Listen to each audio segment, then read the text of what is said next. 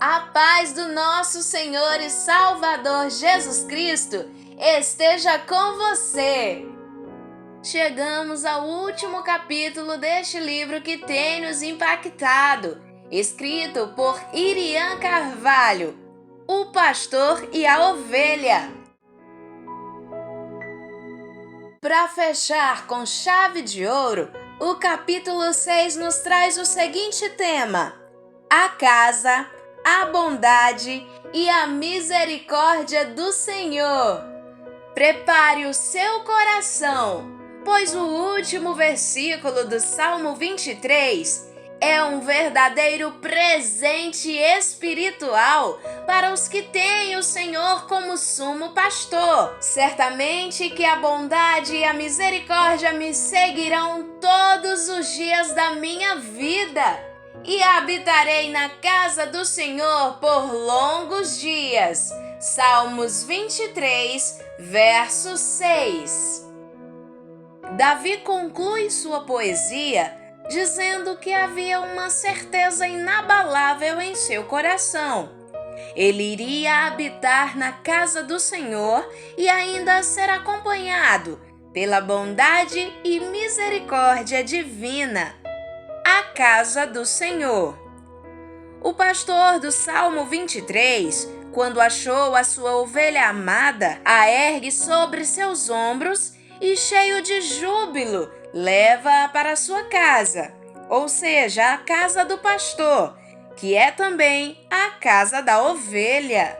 O pastor sabia que na casa tinha segurança, pois ficava longe dos predadores, que ali havia descanso, sombra e abrigo.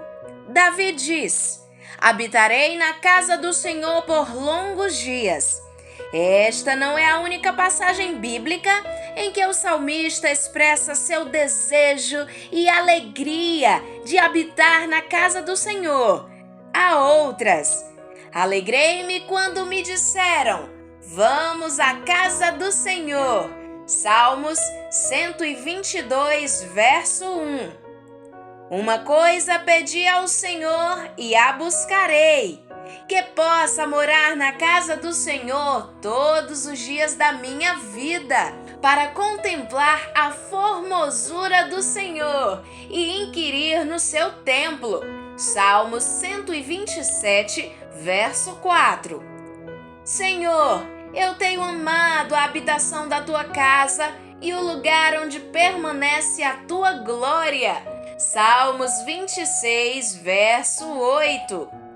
Davi tinha certeza absoluta que na casa do Senhor havia descanso, paz, segurança, alegria, beleza, prosperidade, louvor, amor e muito mais.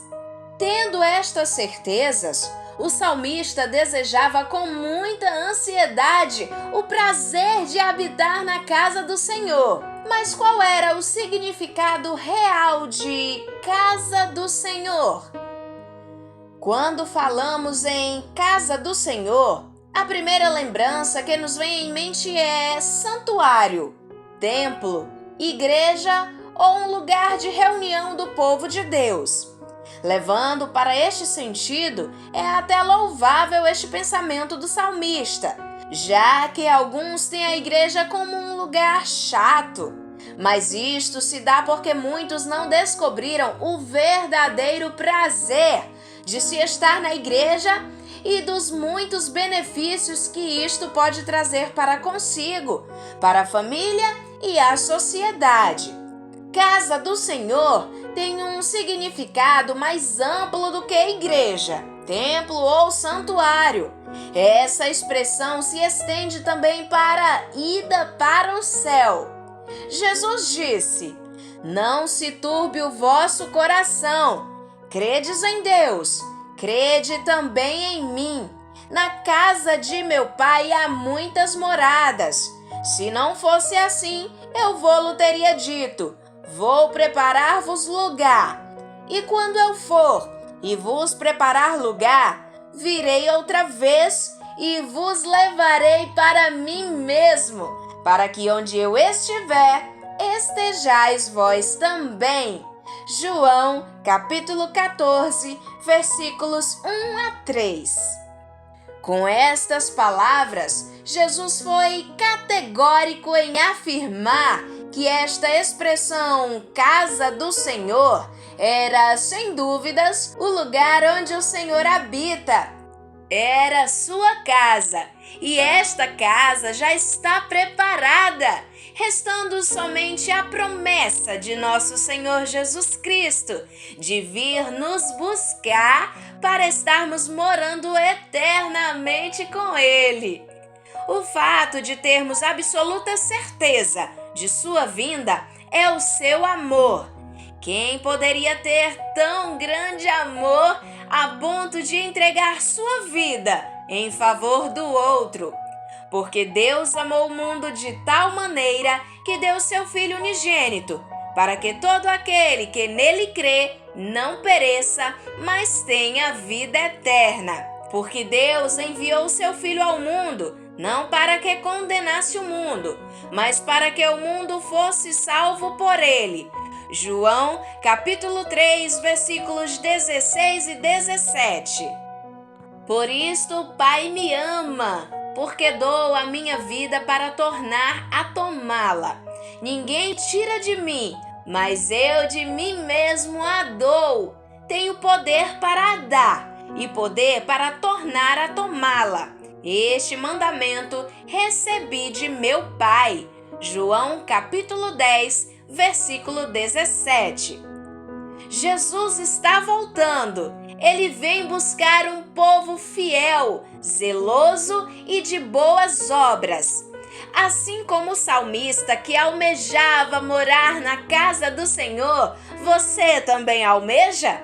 Você não precisa pagar para receber esta promessa.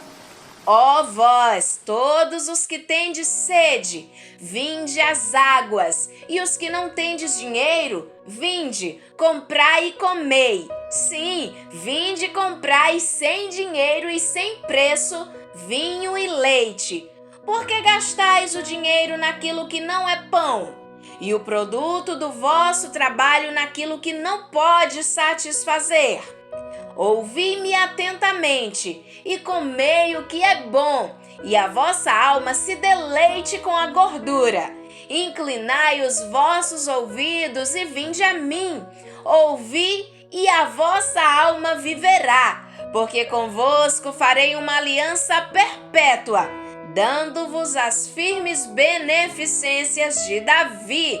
Isaías, capítulo 55, versículos 1 a 3. Conhecendo a bondade e a misericórdia do Senhor. Se o Senhor é o pastor que guia o rebanho, bondade e misericórdia são os meios pelos quais ele guarda e protege o rebanho. Bondade e misericórdia. Não apenas bondade, porque somos pecadores necessitados de misericórdia. Não apenas misericórdia, porque somos frágeis e necessitados de bondade. Precisamos de ambas. Bondade para suprir toda a carência. Misericórdia para perdoar todo o pecado. Bondade para prover. Misericórdia para perdoar. Bondade e misericórdia são a escolta celestial do rebanho de Deus. E esta escolta tem guardado os fiéis todos os dias da vida destes. Tente imaginar a vida diária de alguém sem a bondade e a misericórdia de Deus. Não seria possível viver. Que imensa declaração! Olhe a magnitude dela. Bondade e misericórdia seguem os filhos de Deus a cada dia e todos os dias. Pense nos dias que ainda virão. O que você vê?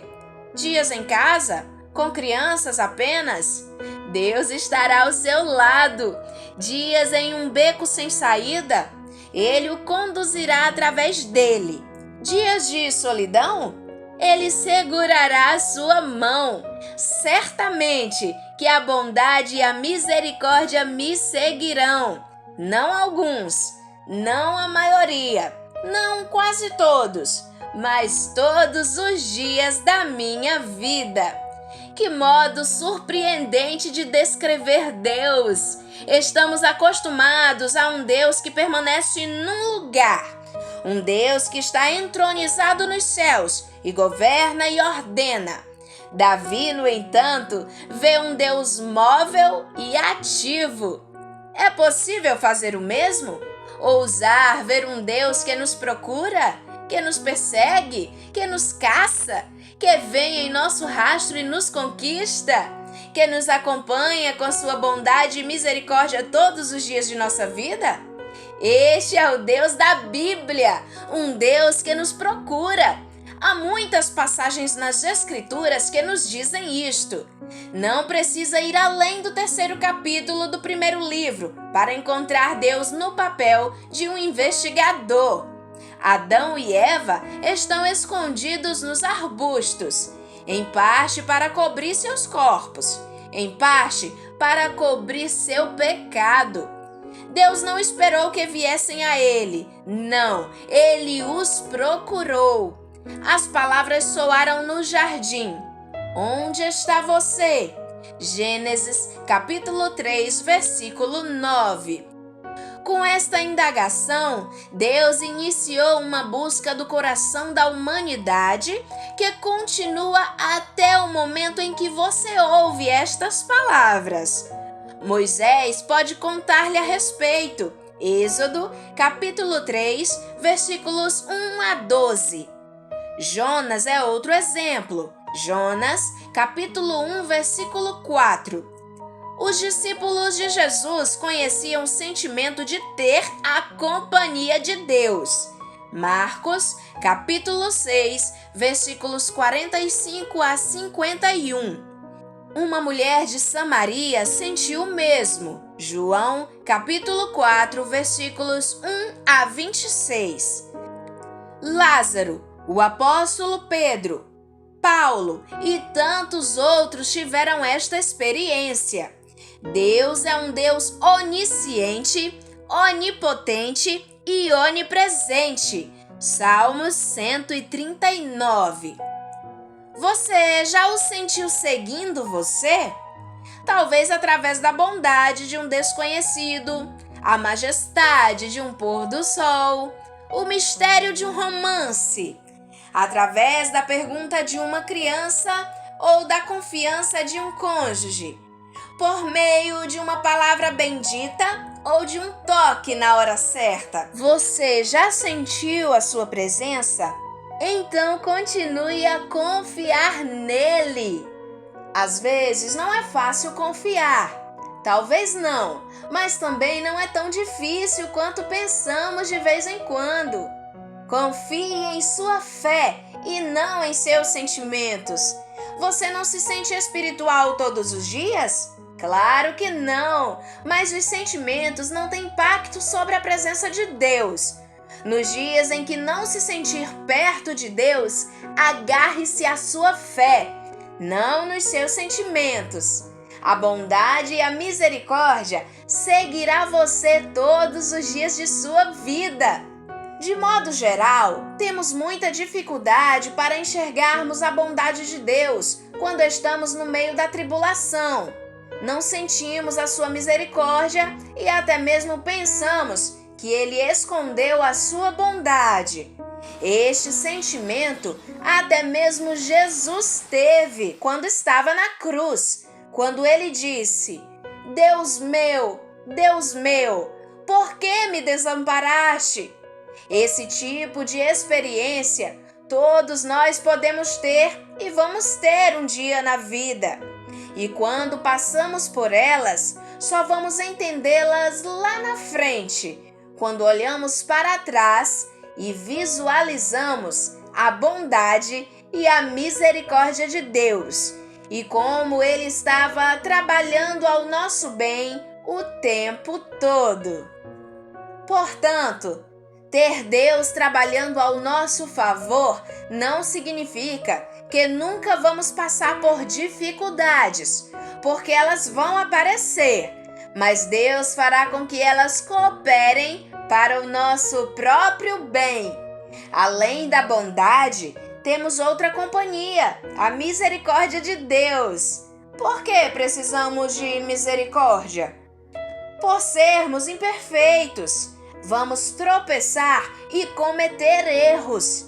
E por isso, vamos precisar não só da bondade, mas também da misericórdia de Deus sobre as nossas vidas o tempo todo. Quando entendemos a misericórdia de Deus, compreendemos que Deus não somente está sendo bondoso, mas que Ele está sendo misericordioso pelo modo que Ele trata nossos pecados, erros e falhas. É por isso que não devemos temer o futuro. Portanto, se estamos debaixo da sua bondade e misericórdia, estamos debaixo do seu perdão e de sua restauração. E por esse motivo, não podemos temer o futuro, porque a nossa confiança em Deus nos assegura que a sua misericórdia nos acompanhará todos os dias de nossas vidas. Deus estará conosco, aconteça o que acontecer. A bondade de Deus vai nos suprir e nos proteger, e a sua misericórdia nos perdoa e nos restaura. A bondade de Deus nos alivia dos pesos das provações, enquanto a sua misericórdia traz perdão e restauração. A bondade de Deus nos enche de bênçãos imerecidas. A misericórdia suspende as maldições que merecemos devido aos nossos pecados. Bondade e misericórdia, como precisamos de ambas agindo em nossas vidas. A bondade e a misericórdia de Deus em ação. Jesus, no encontro com a mulher que foi surpreendida num ato de adultério, nos dá o mais belo e sublime exemplo do exercício da bondade e da misericórdia. João, capítulo 8, versículos 1 a 12. A passagem bíblica que conta essa história já se inicia de maneira misericordiosa. Jesus, assentando-se, ensinava no templo. João, capítulo 8, versículo 2. Jesus assentava em qualquer lugar, parapeito, degrau, calçada, barco, pois o seu único objetivo era revelar a palavra. Enquanto isso, os fariseus disputavam os melhores lugares nas sinagogas. Ele havia acabado de ensinar aos discípulos, estava saindo do templo e, enquanto se dirigia para casa, de repente, uma confusão se inicia em sua direção. Muitos homens traziam uma mulher, segurando-a fortemente nos braços, empurrando-a e agredindo verbalmente.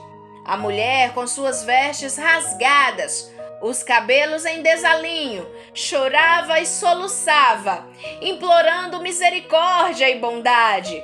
A intenção não era fazer justiça, mas condenar e punir com severidade e sem misericórdia aquela mulher. Os acusadores disseram a Jesus: "Na lei nos mandou Moisés que as tais sejam apedrejadas. Tu, pois, o que dizes?" João, capítulo 8, versículo 5. Enquanto os homens seguravam as pedras nas mãos e gritavam por morte, Jesus se inclina para escrever na terra. Eles ficam surpresos com a atitude de Jesus. Jesus se inclina e eles silenciam.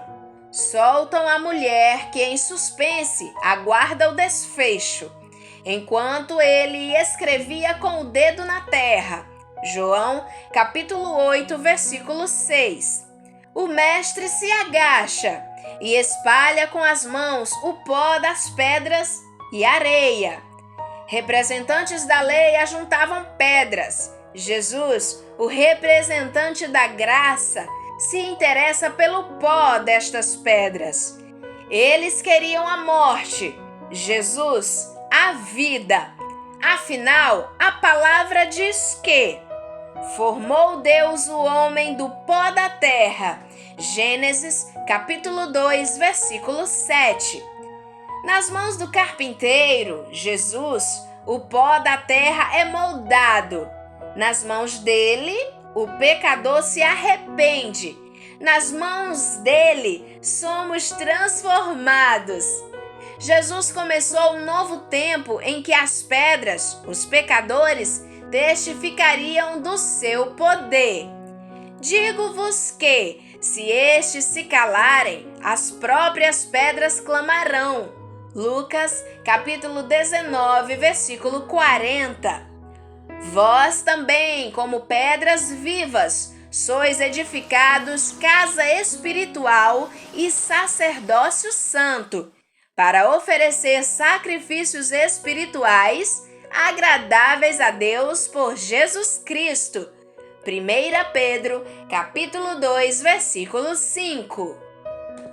Ao se agachar, Jesus nos dá uma lição. Seja um pacificador, nunca um condenador das pessoas. Aqueles homens enfurecidos não contaminaram o coração de Jesus. Já não se ouviam os gritos das muitas vozes. Parece que apenas uns poucos homens perguntavam simultaneamente: Jesus, diga o que devemos fazer. Jesus endireita-se e diz: aquele que de entre vós está sem pecado, seja o primeiro que atire pedra contra ela. E tornando a inclinar-se, escrevia na terra. João, capítulo 8, versículos 7 e 8. Jesus volta a escrever na terra, quem sabe de costas para eles. A segunda vez que Jesus se abaixa, novamente transforma a situação, obrigando os acusadores a refletir. O resultado foi que abandonaram o papel de juízes, saíram um a um, a começar pelos mais velhos. Envergonhados, feridos na consciência, soltaram as pedras ao chão. A graça não veio para condenar, mas para salvar. Nem eu também te condeno. Vai-te e não peques mais. João, capítulo 8, versículo 11. A mulher, profundamente agradecida, sai correndo pelas ruas segurando suas vestes rasgadas. Que maravilha! Deus transforma nossa justiça em trapos de imundícias. Mas todos nós somos como o imundo, e todas as nossas justiças como trapo de imundícia.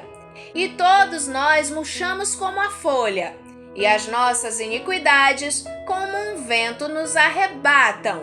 Isaías, capítulo 64, versículo 6.